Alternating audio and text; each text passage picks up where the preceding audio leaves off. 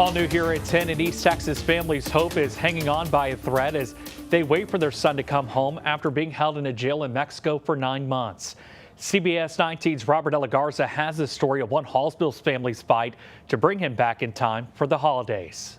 For Haley Hawkins' brother Caden, life hit a crossroads. The path he took didn't lead him home, but somewhere else entirely. He works hard, he loves hard, he's compassionate, he's respectful, he does everything that he needs to do as a person. We truly are so close, and so this has been like taking a piece of me. His family says GPS took him off course on a work trip, landing near the U.S.-Mexico border in Columbus, New Mexico. Well, then he gets over these speed bumps, and at that point, these men surround his truck, and they start flagging him down. And authorities detained Caden for carrying a pistol and bullets he's legally allowed to have in Texas. He told my parents not to worry. He would, pay the money, get out of jail in 24 to 48 hours. That's just what we hoped for. And it unfortunately did not unfold like that. Those hours turned into days into months. Now Caden has been in a jail in Mexico since March, waiting for judges to set an appeal. And his family says lawyers have demanded tens of thousands of dollars with no promise of getting him out.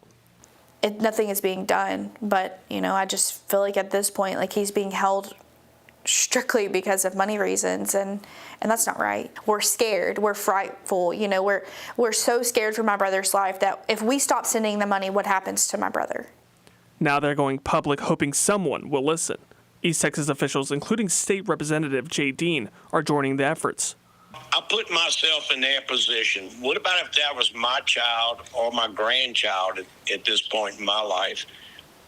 What would I be doing? Representative Dean says his goal is to bring the highest level of state and federal government, including Governor Abbott and President Trump, to get Caden home by Christmas.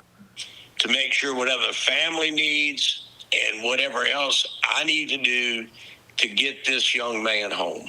And I won't sleep until he's home. His mom, April, says contact with Caden has been limited to phone calls, leaving his family worried and desperate for any news. There's not a night that I go to bed or a phone call that I get that the thought of, is this going to be the last time I hear from my son, doesn't cross my mind. Caden has the words, "I love you always and forever," tattooed in April's handwriting, a message she clings to every day. I want to hold my son. I want my son home. I would literally give my life to have him here. Those words carry the family's hope that he'll soon come home. For CBS 19, I'm Robert De La Garza.